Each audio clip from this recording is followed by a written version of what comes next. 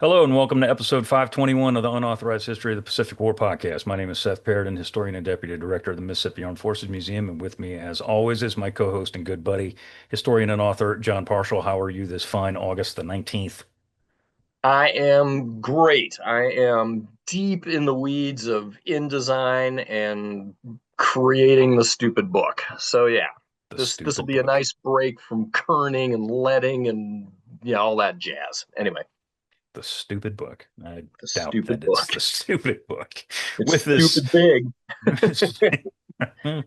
Anyway, if you're watching, you can tell that we have a third member of our crew with us. He's our mutual good buddy, the Grand Poobah, Rich Frank. How are you today, Rich? I am fine, and I'm always doing better when I'm in this company. There we go. There we go. Before we get into today's episode, I just want to throw out a quick reminder that John and I talked about last week. We got a Q&A session coming up soon. As this episode airs, we're still taking questions. So from September the 9th through the 26th, please send your questions to unauthorizedpacificpodcast@gmail.com. So my buddy Sean can go through them and do all his jazz. parse Just them. put in the subject line question or Q&A or whatever the heck you Yeah. want to do. And that way he can find it easily and we can start pulling this together. It won't be for several weeks before we do it, but just Yep. send them along if you will. Yeah. All right. So let's get into it because this is not one of the boom boom episodes, as Not a you boom boom say. episode. It ain't, but it's There's important. some. There's a There is little a boom little bit. boom. There Yeah. is. Let's call it fool's boom boom instead of fool's Yes. gold. So We could call it the Boo Boo episode. The yeah. boo boo Yeah. episode. Yeah. There we go. Yeah. But it's interesting all the same. So here we go. So news of the attack on Pearl Harbor hit the continental 48 around 1340 Eastern Standard Time. That's 1:40 Eastern Time. For many Americans, Sundays in December were spent then as now. Depending on where you were in the country, you may have been listening to the professional football games on the radio, coming out of church, or eating Sunday lunch at a family member's home. Wherever you were, however, the news came like a bolt from the blue. Whether you were a 10-year-old boy, a senior in high school, a 20-year-old college student, a middle-aged mother, or the President of the United States, the news left you stunned. An almost unbelievable sort of fantasy world descended on the United States that very Sunday morning, and then, as now, shock washed across the populace, soon to be replaced by fear, anger, and in some cases, hysteria. In the early hours, days, and weeks after the attack, news was very sparse, and for good reason. The president did not want word of the destruction, the grisly details, to get out to the populace. In the immediate aftermath of the worst military disaster in American history, the less the public knew, the better.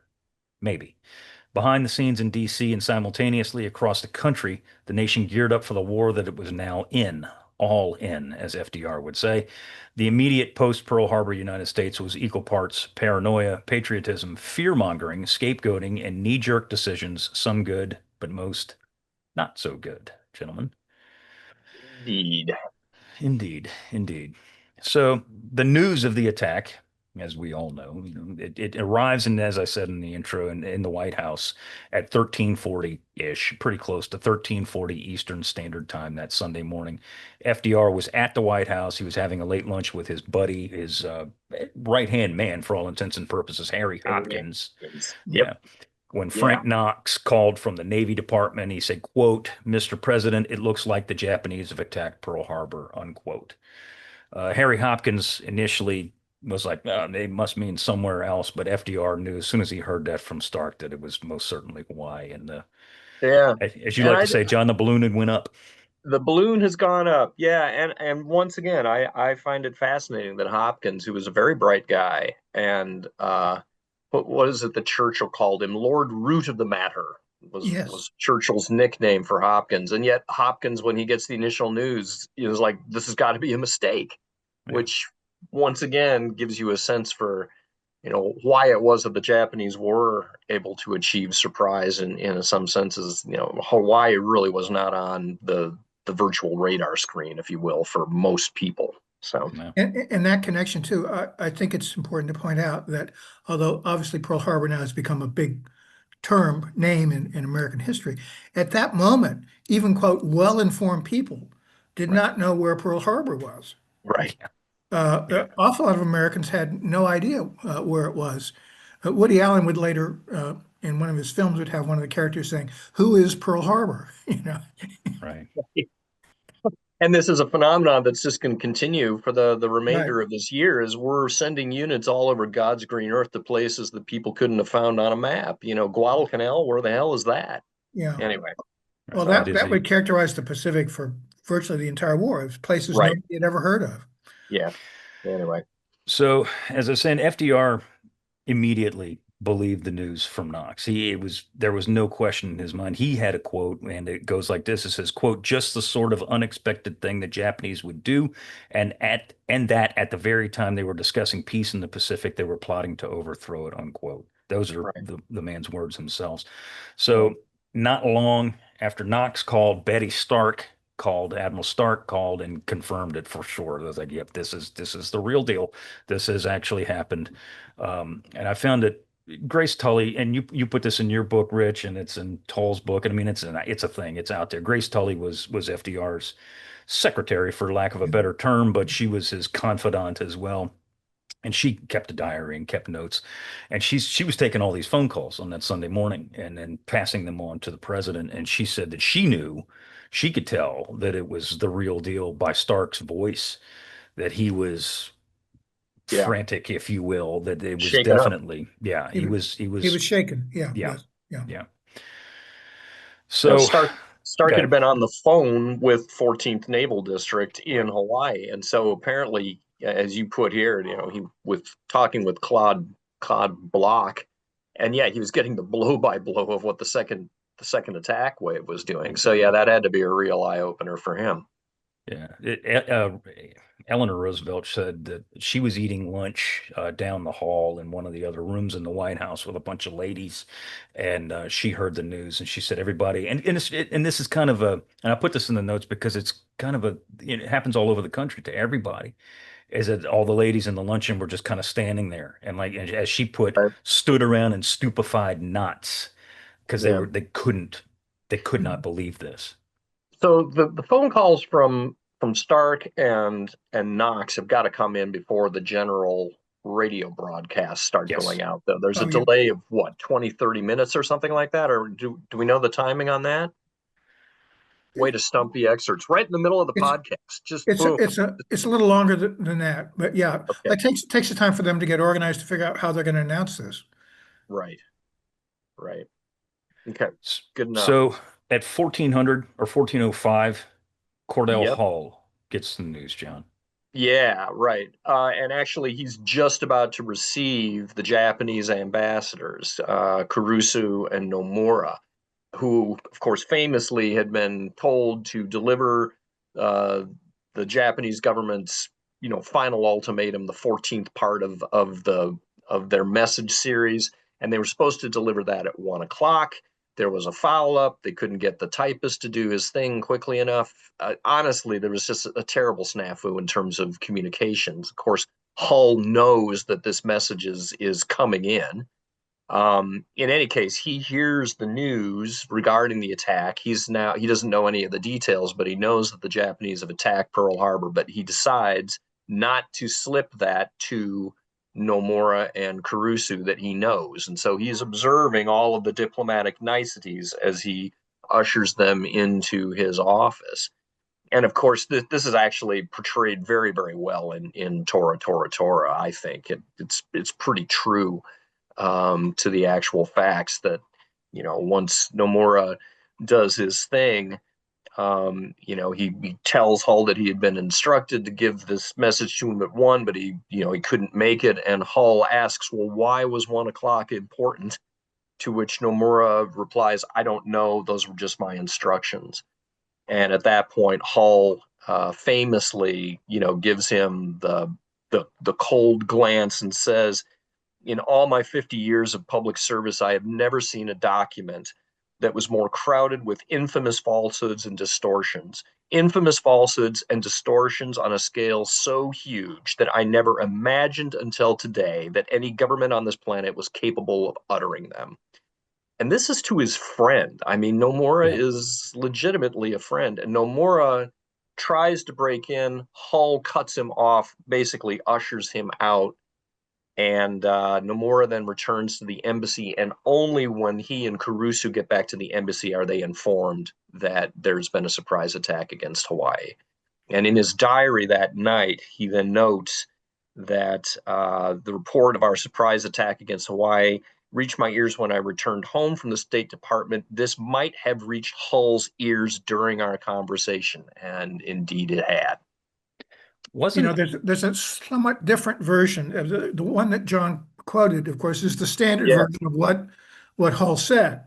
There's a different version which says that Hull, he knew the language of the backways of his native state, Yeah. and it was a lot more blunt.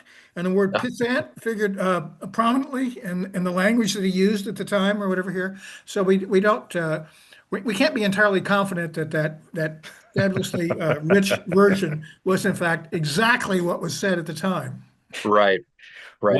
wasn't he under orders from FDR to not divulge that he knew that the attack had taken place before? I don't know that. I don't I'm think so. There's one other background thing here. This 14-part message, the Japanese sent Right. 13 parts, and we had that all in. We had decoded it the day before, the 10th, and when FDR read it that night, he said this was like a wind up for a declaration of war. And Right. then we got the 14th part belatedly, and it only instructed him to basically break off diplomatic relations. And so Right. I think that's part of what Hopkins was somewhat surprised, and others were surprised. We'd have been keyed up for the notion that this was going to be the big declaration of war, and yet the last message we got said, no, it's going to be something lesser than that, implying Yeah. that maybe there's still some more time. Right. Oops. So the news just keeps rolling in. FDR's getting phone calls from Stark. They're coming in from Stark pretty much all afternoon. Grace Tully made the mention that she was watching him. She was watching the president, and he was just sitting in his chair. I think he was in the Oval Office, but I'm not 100% sure. He was sitting at his desk, and with each report that was worse than the one before, everyone that came in, up the casualties, up the ships being hit, and da da da this and that and the other, he just turned more stone face, just this Yeah. instant fury, just absolute utter rage building inside the man. At I think she 1500, mentions go ahead. a clenched jaw. His jaw kept getting stiffer and stiffer as the Yeah, he Yeah. was hot. He was hot. He was hot under the collar, but he remained calm the entire time. At 1500 that afternoon, 3 o'clock Eastern, FDR meets with his top military advisors. This is, and other people. It's Cordell Hull, George Marshall. There's several other guys in there too, and I forget who. Rich, do you remember, or John, do you remember who all in that crew? It's a passel of people. It's a group, yeah. Yeah. So, they keep getting these reports and it keeps getting worse and worse and worse. He starts discussing troop deployments and things like that. Immediately the United States is trying to react to some degree. But the question still remained is how bad is the damage really? What are the Japanese going to do next? Were airstrikes continuing? Because, Right. this is in the day when news wasn't just, you didn't get it like this. Instantaneous. Yeah. Yep. So, And of later course, that, I was just going to say they're getting erroneous reports out of Hawaii as well. correct. Oh, right. Nobody has the skinny there. There's panic in Hawaii going on at this time that there could be follow-on airstrikes and an invasion. We've deployed whatever Army troops are available on the island, which is a significant number. There's an entire division plus there. And, they're having a hell of a time too, because they don't know what's going on. There's all these rumors floating around. There's a lot of stray shots being fired. We've shot our own aircraft out of the air in some cases too. Multiple times. Yeah. Yeah, Hawaii is a mess at this point, and it's no surprise that, the folks in DC are not necessarily getting accurate information as to what the hell is going on. So as most of the American, well, let's just say all of the American governmental figures are rather miffed, shall we say, there is one ally Yeah. who, I don't want to say he's happy about it, but to quote him, he's kind of relieved. He's ecstatic is what he is. It's Winston Churchill, of course, we're talking Winston about. Churchill. And yeah, this very famous passage of his out of his histories of the Second World War, where he says, "No American will think it wrong of me if I proclaim that to have the United States at our side was to me the greatest joy.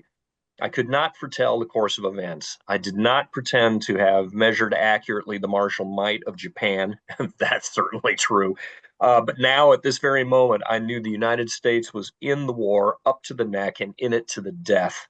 So we had won after all. England would live, Britain would live, the Commonwealth of Nations and the Empire would live. How long the war would last or in what fashion it would end, no man could tell, nor did I at this moment care. Our history would not come to an end. Hitler's fate was sealed. Mussolini's fate was sealed. As for the Japanese, they would be ground to powder. All the rest was the application of overwhelming force. Hmm. Yeah.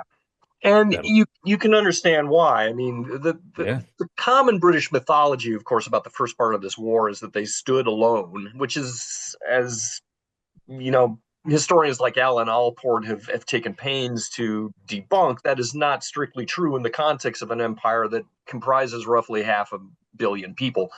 But nevertheless, the feeling in the British home islands, standing just a few score miles off of an entirely occupied Nazi Europe, was one of profound isolation. And Churchill had been absolutely doing everything he could to get the Americans into this war, unsuccessfully up to this point. And yeah, as he says, that night he goes to sleep, and sleeps the sleep of the saved and thankful, because yeah, he knows that now he's got the U.S. on his side. Another detail here is that there were Americans who were dining with him that night. Mm. And they got the news because the butler came in and said, "Turn on the radio." Oh, And that's wow. when they heard the news. And literally just before that, the Americans who were there left account said Shaw was very depressed. He thought that, the Americans are just, he can't understand why we haven't yet entered the war. Yeah. And are we ever going to enter the war? And they're saying he looked really, really depressed. And then suddenly there's this burst through the radio that we are in the war. You're right. Yeah, that I can't imagine what his emotions must have been at that time, having to go through the stress of those years and not knowing if you are going to survive. Yeah. And then all of a sudden, just the clouds part, and I've got I've got Mr. Big on my side now. Yeah.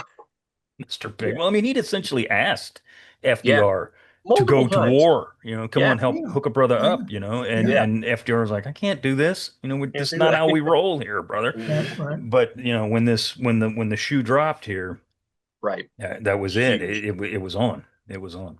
Yeah.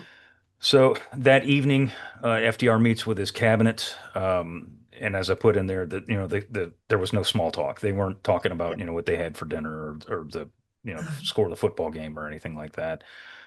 Frances Perkins, who was a brilliant human being on her own, said that FDR could hardly bring him, and I quote, could hardly bring himself to describe the devastation. His pride in the Navy was so terrific that he was having actual physical difficulty in getting out the words that put him on record as knowing that the Navy was caught unawares. Of course, and this is because FDR was former assistant secretary to the Navy. He was a nautical president, for lack of a better term, and he absolutely loved the United States Navy. And the fact that the fleet was literally caught with their pants down just devastated him personally, and then obviously militarily as well. The meeting. Go ahead, Rich. He has that first meeting, but this is with the cabinet members. Yes. And during that meeting, Stimson and Hull are arguing vociferously that in his, they recognize that he's going to deliver a speech the next day for a declaration of war. They insist that he include Germany among the nations against we're going to declare war. And FDR absolutely fends them off, refuses to go along with it very shrewdly. I mean, as we know now, I mean, he had information from code breaking that Hitler had pledged he was going to do it. But I mean, this is a pledge from Adolf Hitler. I mean, are you going to go to the bank with that? So he fends them off at that moment. Sort of, he's gambling there. He's gambling that that Hitler will in fact do what he said he was going to do, because he thinks that asking for a declaration of war against Germany at that point probably would just cause more dissension in the U.S. Right. Everybody could agree we're at war with Japan. Not everybody could agree we're at war with Germany. Right. But that, And of is course, going to that go, that'll raises a take whole long. counterfactual, why did Hitler declare war? And in the vein of offering up good books, anybody who wants to get into serious detail on Hitler's fatal miscalculation, Klaus Schmeider's book on the topic of why Hitler did end up declaring war on the U.S. on the 11th is well worth a read. So, Yeah, anytime the word serious detail comes up, our viewership has a tingle all over. Well, that yeah, that and that and they'll start to cuss us because there's like, God, another book I got to buy. another Another book. book. I'm just, trying to say where these observations come from. I will just say, as a nutshell observation though on Hitler, um, his thinking at this time was very, very complex in that there was a looming disaster on the Eastern Front that he did not fully grasp the dimensions of yet, and nobody in the higher Wehrmacht circles likewise had any inkling. As Hitler is grappling with this question on the 9th and the 10th as to whether or not to declare war on the U.S., the enormity of the Russian counterattack outside Moscow is not yet understood, nor is the fact that his own war economy is not necessarily exactly humming along at this point. Those dimensions are not fully understood yet either. Again, just the timing of all of this. Had Nagumo's fleet sailed 2 weeks later, that might have altered Japanese thinking. Likewise, if Hitler had been confronted with these questions 2 weeks later, when the full enormity of that Russian counterattack was understood, he might have bit his tongue and thought differently about declaring war on the U.S. But nevertheless, spoiler alert, on the 11th, Mussolini and Hitler are going to solve FDR's political dilemma for him. Amen. Amen. Exactly. Amen, Yeah. indeed. Yeah. So the meeting with his cabinet goes well into the evening, well after 10 o'clock. He gives the details, whatever details he has, which is pretty accurate at the time, to the Mm-hmm. people in the room. Um, Tom Connolly is a representative from Texas. He asked what, as I put in the notes, what everyone was thinking, quote, how did they catch us with our pants down? Why were there no patrols? They were all asleep. FDR, at this point, he's A, tired, B, he's angry, C, he's exasperated, and he literally just says, I don't know, Tom, I just don't know. And it's pretty much a statement for the That's fair. entirety of the country. He's like, I Yeah. don't know. I can't tell you. I don't know. I Yeah, frankly There's don't actually know. a cabinet meeting, and then the congressional leaders come in. And the little detail there that's interesting is he tells both the Democrats and the Republicans sitting in front of him the details of the damage, Mhm. as he knows them at the time. He shares that information. He's not concerned about leaks at that point. Yeah. Mm-hmm. And when and that's, I'm glad you brought that up because when he does, spit out this happened, this ship got hit, and this one sunk, and this and that, and da da da da da da. He said, again, Grace Tully says that you could hear a pin drop in the room because the only noise that was made were guys that would just go, oh my God, and they would groan and just hold their breath because the enormity of the disaster Mhm. Right. is unfolding real time in front of Yep. these governmental people, and they realize that this is not just a little side swipe. This is a beat down. Yeah. This is not good. This is not a good Yeah. situation. Yeah. Yeah. Again, we sit here at 80 years removed, understanding that the carrier is going to take over as the primary warship in the Pacific War. That They did was not know that not a then. mental No, leap that most Americans had made at that time. No. The coin of the no. realm was the battleship. We've just lost 5 of them. Oh my God. This is Yeah. tantamount to a national catastrophe. So, yeah, you can understand why the members of Congress were absolutely stunned, even with the initial details of this attack. This is an enormous blow to our naval power in the Pacific. How could it not be? Yeah. Mhm. And that was part of, I think that's really part of Yamamoto's calculation was that Yep, he Yeah. understood the absolutely. battleships were symbolic. And the Yes, way to strike a blow at American morale was to sink battleships, even though he understood carriers pretty well yeah, at that point. But he knew that the battleships would be the symbols that would get the yes. general public rocking, Hope, you know. yeah, hopefully The demoralize them. Oops. Right. the battleships were still the symbols of American naval might through the war. Yeah, Not until the very end. I mean, again, if you just look at newsreels of the time, especially like Movie Tone and what is it, United Artists and newsreels like that, anytime they show you the United States Navy at sea, it's all these majestic battleships and things like that. And they were still the queen of the realm, even, after the fact. So yeah, that's 100% accurate. So the news gets to the population about a little less than an hour after it gets to FDR, about 2:30 Eastern Standard Time is when the news starts crackling over the radio airwaves, and you get we interrupt this report, and all this jazz. And much like in the White House, when the news hits the American population, it's like a 2x4 to the face.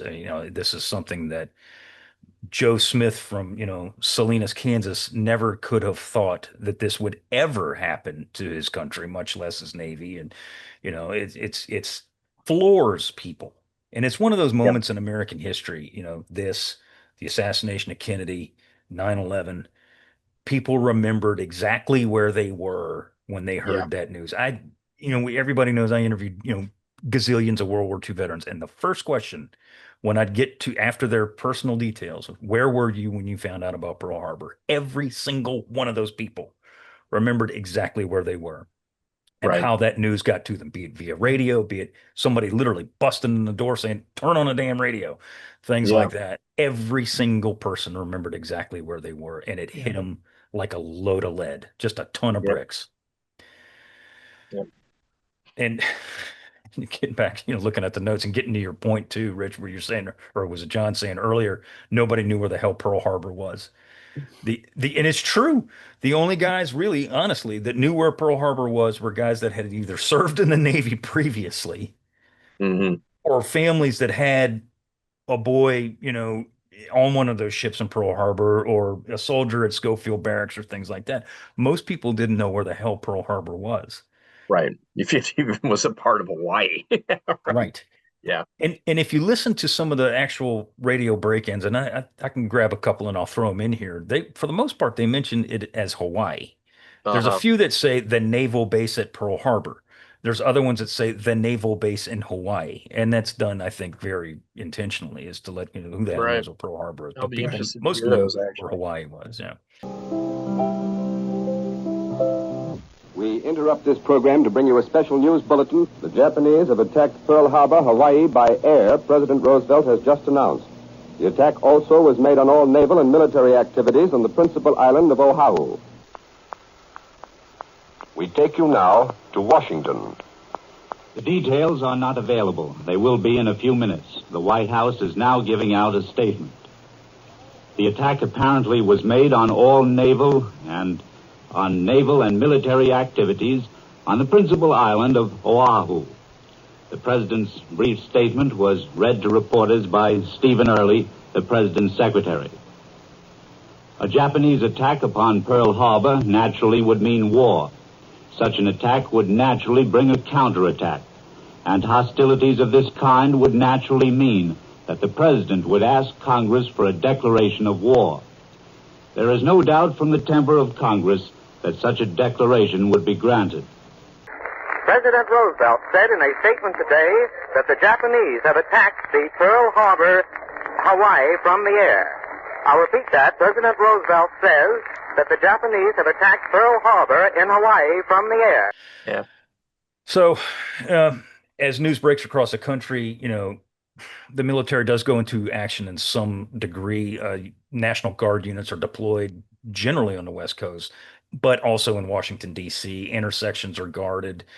Major intersections are guarded by guardsmen. It's a tongue twister. There's machine gun nests that are put in place in sandbagged MG positions and intersections and things like that. What's that? Let the freak out begin. Yeah. Here we go. Yeah. Right. Yeah, let me just insert one thing. Go ahead. I think in deference to our ancestors or the people who were alive at that time, we have to remember that, the news for the anti-Axis coalition had been terrible, basically, from October 1935. Right.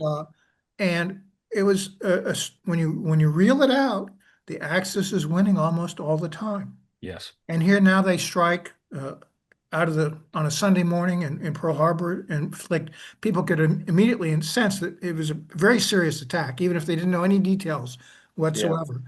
So the fact that people because they've already been steeped up with the notion that great peril is lurking out there somewhere, and then it's directly struck us. You know, you know, admittedly there were panic and hysteria and whatever, but it was not totally mindless that people went to that mode. Mm-hmm. Yeah. I mean, doom and gloom. Yeah. Right. Doom and gloom. So that night, FDR, after he's done eating and all this, he asks Grace Tully to come into his office because he wants to dictate a speech. And of course, we all know the speech that we're referring to. This Yep. is the day of infamy speech. And Rich, you pointed it out that night, or that evening, I guess, when he starts to spit this speech out, he didn't have any of his speechwriters there. None of his guys were there. This is all him.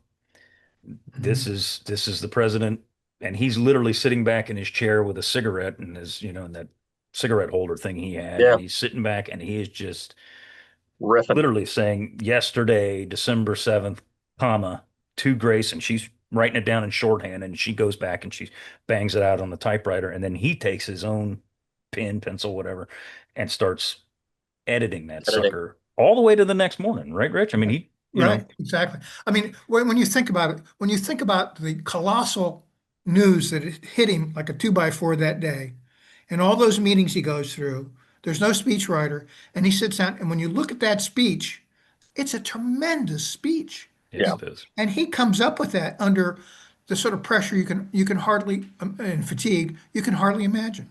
Yeah. Yeah. Yeah.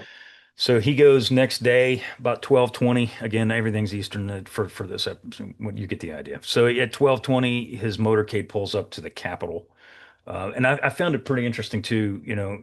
Obviously the news is hit like a thunderbolt, and people are waiting for him to make his speech. They know it's coming. They don't know what it's going to be, but they know he's going to address Congress and more than likely ask for a declaration of war. He gets in the car. And it's a cold, kind of yucky, gross, disgusting day in Washington, D.C. And he gets in an open top car, which he did relatively often. He would, after elections, he'd ride in an open top car through the streets and, in a pouring rain and be like, hey, guys, how you doing?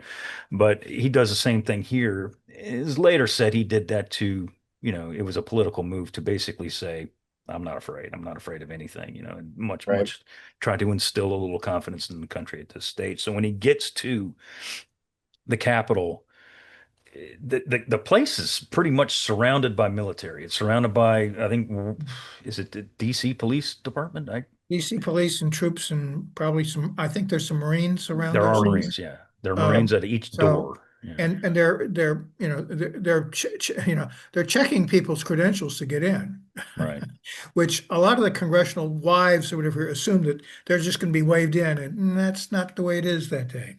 No, not that day. Interesting. Not that day at all. He gets out of the car, and he's usually at this stage in his political career, he's escorted by his son James Roosevelt, who was in the Marine Corps.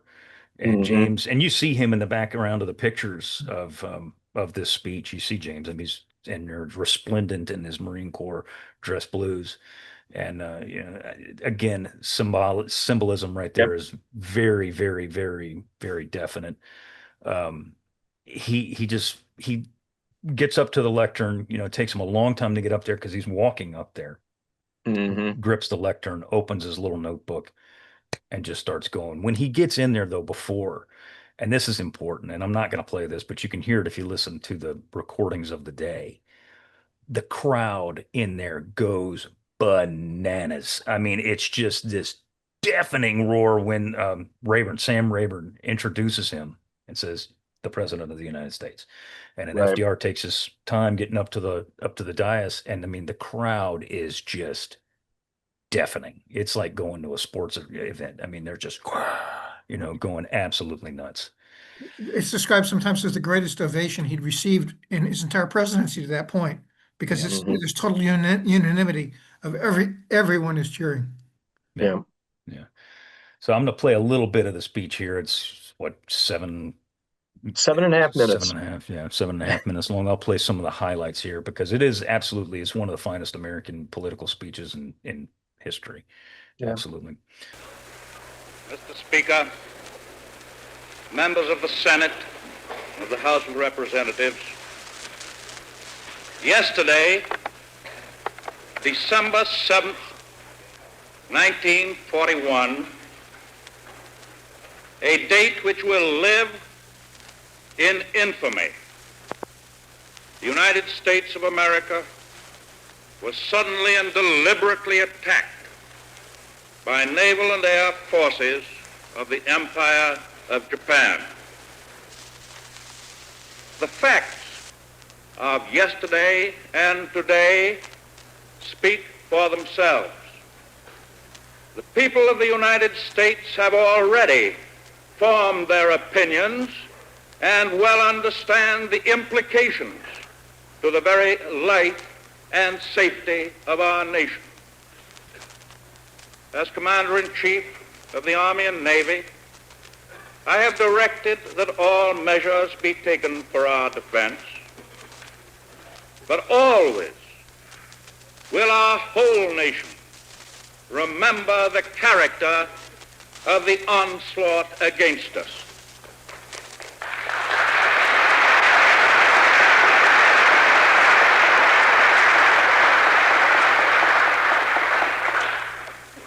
No matter how long it may take us to overcome this premeditated invasion, the American people in their righteous might will win through to absolute victory.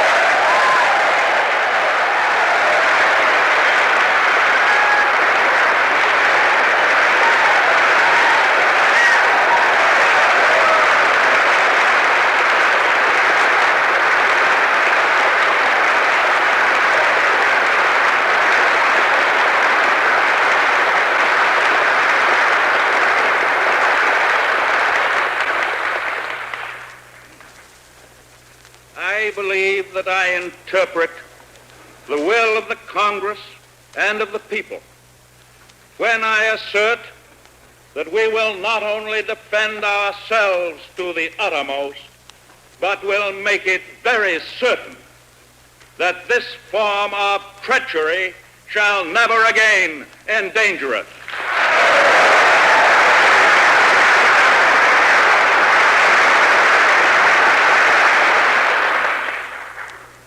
Hostilities exist.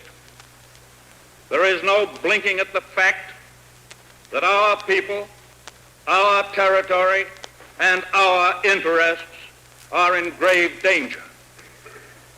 With confidence in our armed forces, with the unbounding determination of our people, we will gain the inevitable triumph. So help us God.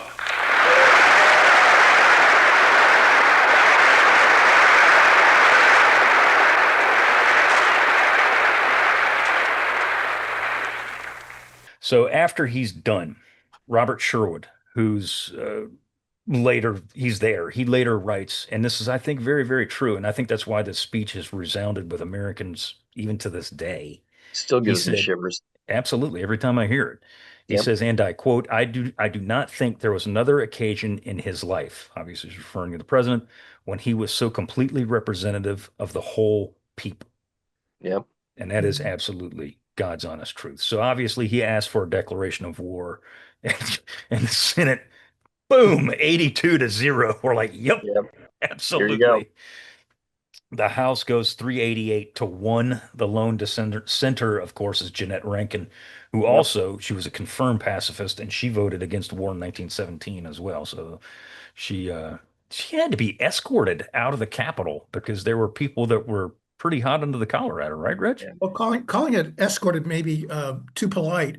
She was pursued by a pack of journalists and literally run down and was hiding in a telephone booth back in the days when we had telephone booths until she was given some rescue by some other policeman or whatever here. Yeah, I mean, it was she was like a pursued rabbit during hunting season right after that vote. Not a popular opinion. No, not on that day. Not on that day. So FDR signed the resolution an hour after it passed at 14:10 on December 8th, 1941. The United States is officially at war with the Empire of Japan. Just one further point about that speech. There is a line in there about we're seeking, complete or total victory. Yes. Yep. It presages unconditional Yes. surrender, and he's already thinking of it. Yep. Yeah. No matter what it may take to overcome this premeditated invasion, the American people in their righteous might will win through to absolute victory. And exactly what absolute victory means is not defined, but it absolutely echoes forward to what's going to be laid down at the Casablanca Conference in 1943, unconditional surrender. Yeah. I'm sure you got the 5th grade memorization prize, John.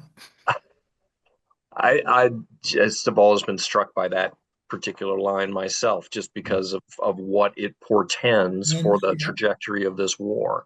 Yeah. In a very real sense, if you are looking at that speech from the Japanese perspective, you've just had the diplomatic table kicked over.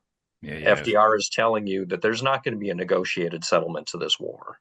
No. We will dictate the terms of how this war is going to end, Yep.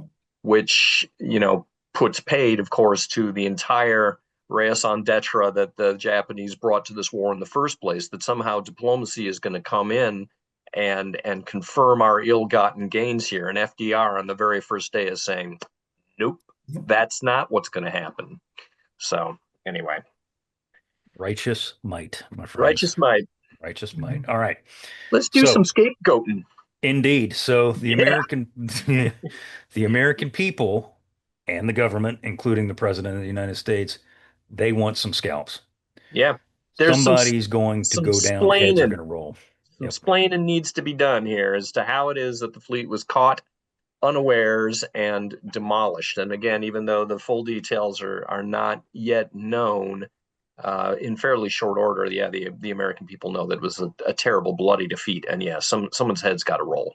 Yep. And that's exactly why FDR sends Frank Knox out there, on the 9th? Or he arrives on the 9th.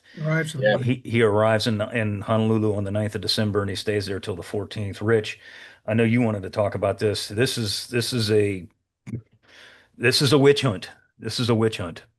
Yeah. Well, you have Knox's investigation, goes out and comes back. Then FDR recognizes that there's a big political issue here. Mm-hmm. And I think what he's channeling is he remembers poor Lincoln and the Civil War and the congressional committees that bedeviled Lincoln through the whole war with all the nitpicking. And what he puts together is this, what's called this Roberts Commission, which Associate Justice Owen Roberts, who's actually a Republican appointee, and 2 flag officers from the Army and 2 flag officers from the Navy to go out and investigate. Now, their charge is really to find out whether the senior commanders out there, which were Admiral Husband Kimmel and General Walter Short, were culpably negligent or culpable or whatever, or just simply negligent or whatever here. The problem that's going to emerge from the Roberts Commission report is that while they're out there, they learn about this, what now goes down as the Oahu incident, or Oahu. Which is where a Japanese Zero pilot who had followed instructions, which is if your plane was really damaged and you could still fly, but you couldn't get back to carriers, go to this place, which they thought was unoccupied, and land there, and you'll be picked up by a submarine. Well, this guy gets there, and it turns out there's this couple who are 2 Nisi, who were basically accountants. And the husband goes completely over and assists this pilot or whatever here. Interestingly, the Isi, the first generation Japanase migrant to this island, he wants nothing to do with them whatsoever. But they basically got some weapons and they terrorized people for a while. And then finally, they have an altercation with this huge Hawaiian and his wife. And the huge Hawaiian kills the Japanese pilot, who's diminutive. And his head with a rock. He beats him to death with a rock. Well, famously, the Hawaiian said, I got into this altercation. I was wrestling with the guy. He shot me 3 times, and then I got mad. That's when he killed the guy. Now, what's unfortunate is that the Roberts Commission report, when you read the transcript of their hearings, you see they rivet in on this episode because they've suddenly decided that maybe espionage is another element in what's going on here. Right. They're going to conclude, even though they're giving conflicting testimony, uh, the senior retired Army officer there says, no, basically all the Japanese Americans there and the immigrants, they're basically loyal. If there's any disloyal, we can handle it. The Attorney General in the territory of Hawaii says, no, they're all disloyal. We can't trust any of them. The governor says, well, we think they're all loyal, but we won't know until they're really tested. And this Roberts Commission report comes back, and when they publish their report, saying, implying quite clearly that Japanese Americans, citizens and aliens, contributed espionage to the Japanese attack, that's going to be what historian David Kennedy calls basically the decisive blow against Japanese Americans on the West Coast. Right. It completely turns around public opinion as measured by the newspaper articles and the editorials or whatever. It's a terrible, terrible thing that, And it's a lie. yeah, it's a lie. It's wrong. Yeah. Yeah. But So- the Roberts Commission Go. comes back, and Roberts talks to he talks to Secretary Stimson, and we have some detail from Simpson's notes. He talks to FDR. There's no notes of that. We don't know what he said, but presumably about the same thing he said to Stimson. And he's on to this issue of disloyalty. Back to and we're going to get to the Japanese Americans and Executive 9066 in a bit, but back to Kimmel and Short. As you were saying, Rich, they're going out there. The commission is going out there to find out whether or not there was dereliction of duty or errors in judgment. In other words, did you just screw up, or were you just completely lost in the Right. woods? Yeah. And they do come back, and Knox goes to FDR first when he gets back in the U.S. and says, "Yeah, that we have come to the conclusion that there was dereliction of duty." And I mean, let's be real. But when they're going out there, when FDR sends them out there, the writing's already on the wall. Both of these guys are going to be relieved, and they knew it. Both of them knew it. Oh, they knew it. Of course they knew it. I They mean, completely how could were you aware. not be relieved? Yeah, yeah. Yeah.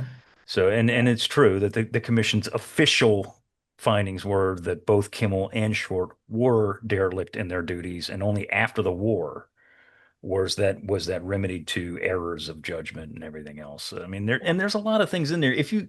It's what is it? 544 pages long. I mean, it's obscenely long. But the meat And this of the is findings. Go ahead. just the first of Yes. how many different inquiries into this. There will be 10 10. before this is over. 10 different investigations, some Yeah. made public, some not. The very last one, when they're trying to restore the rank of Kimmel and Short, Right. and they find, which I agree with, And is when was that? It's That- not that long ago.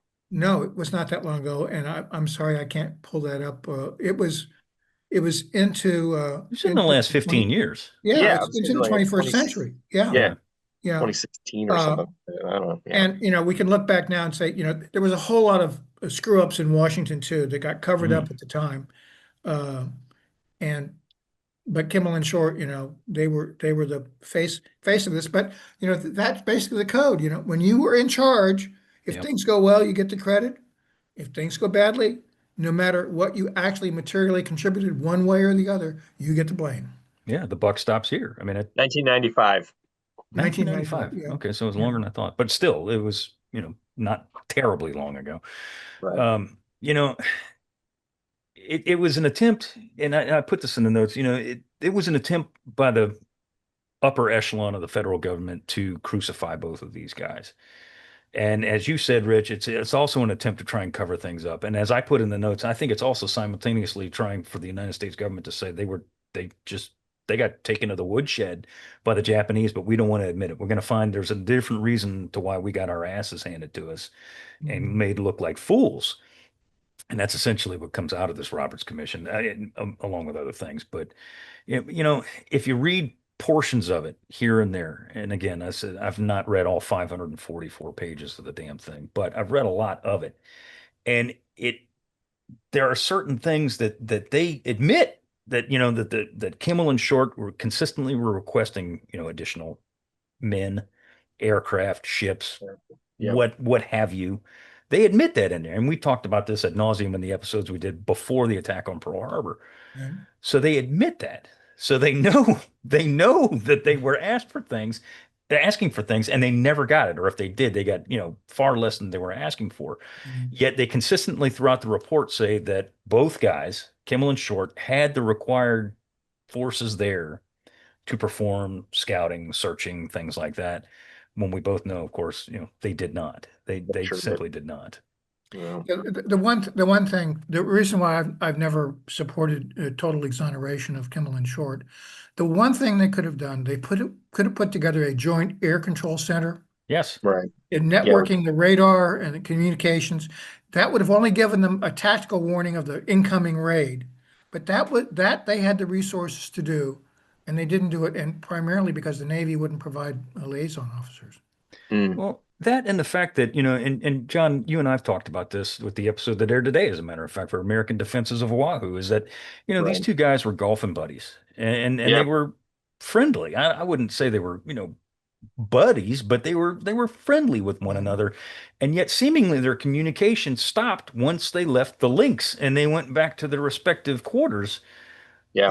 Kimmel didn't say, "Hey, Walt, what's going on, buddy? Are you guys going to do this today?" And Walter didn't call hubby or Mustafa and say, "Hey, you guys going to conduct your searches tomorrow? Because I'd like to know. Where's the fleet going? When are they coming back?" None of that was Right. ever done. So while they were friendly and they had, to a point, developed a joint defensive plan, they never talked about it. They never went into any kind of detail about it or planned anything to any kind of degree, unless I'm wrong. If somebody No.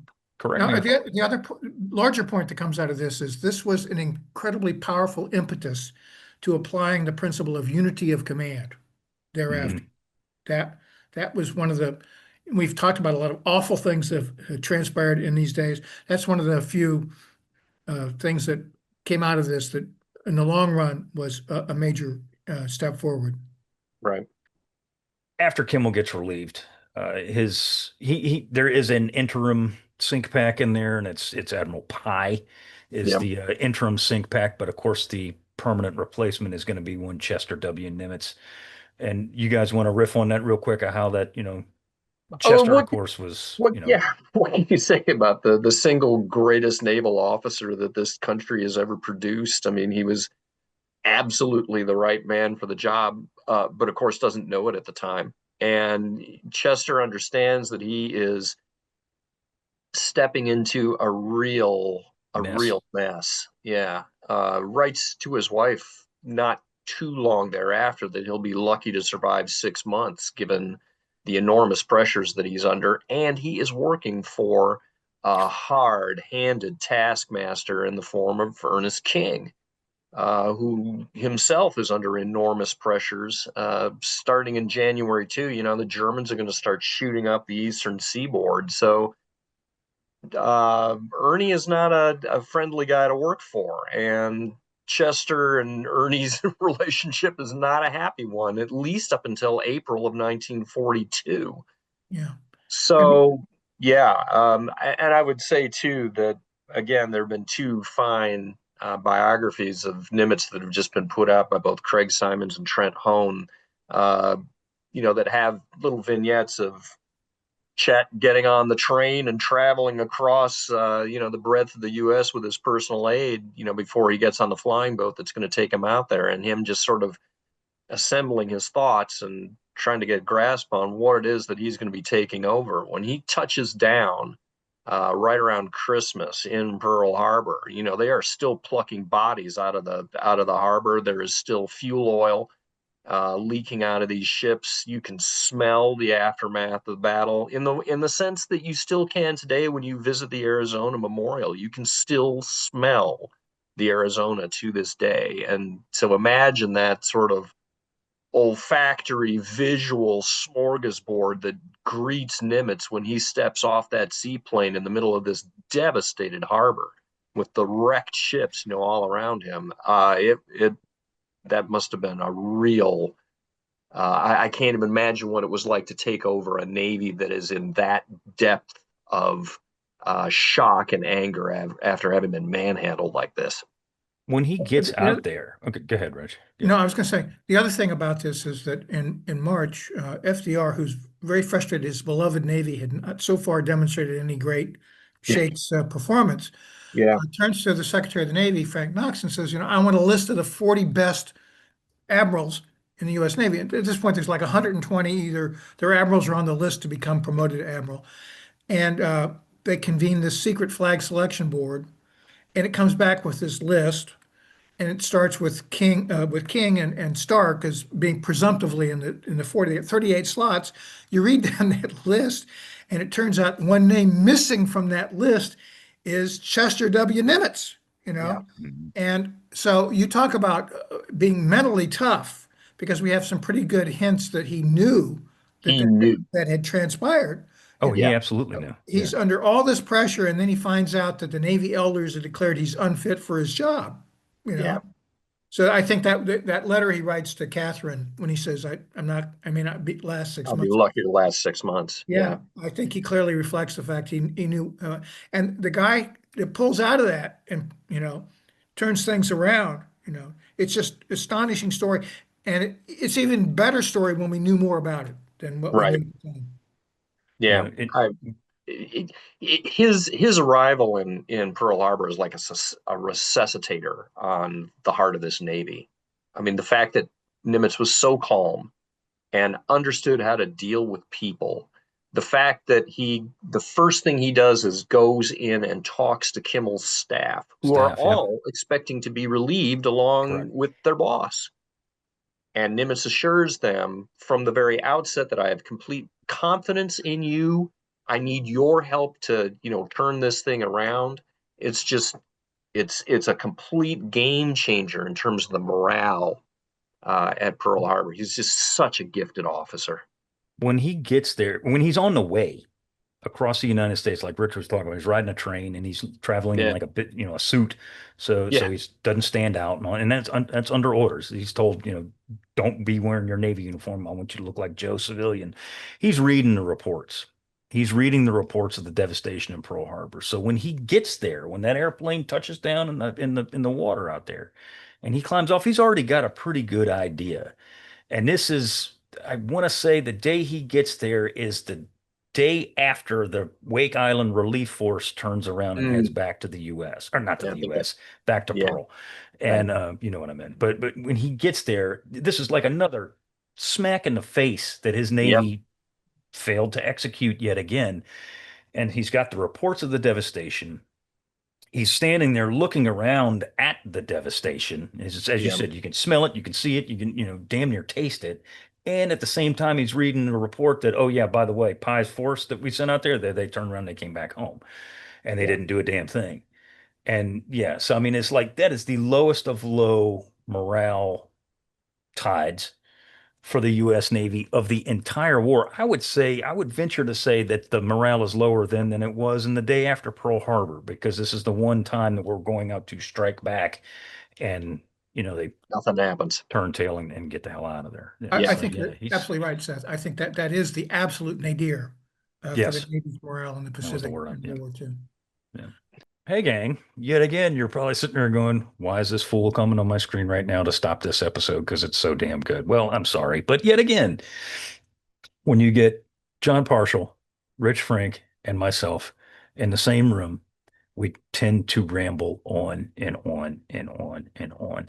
And John and I are making a concerted effort to try and keep these episodes shorter. Not that we're cutting out any material, because we're not, but we value our time and we value your time as well. And I'm being dead serious.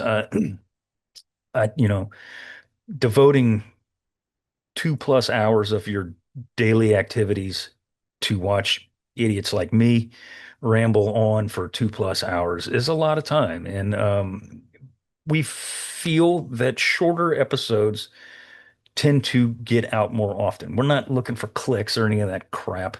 It's not what we're about. We want more people to watch our stuff, and more people are watching our stuff, and that's good. And we feel that it's because some of these episodes are shorter. So that being said, we're going to try and keep them short and just make more of them. So I guess that's kind of a win-win for everybody. I don't know, but just bear with us as we try this experiment and see what happens. So with that, we want to thank you very much for listening and or watching this episode of the Unauthorized History of the Pacific War podcast. My name is Seth Paridon, and I want to thank you, as always, for listening and or watching. On behalf of my co-host and good buddy, John Parshall, he wants to thank you for listening and or watching as always, and we will see you next week.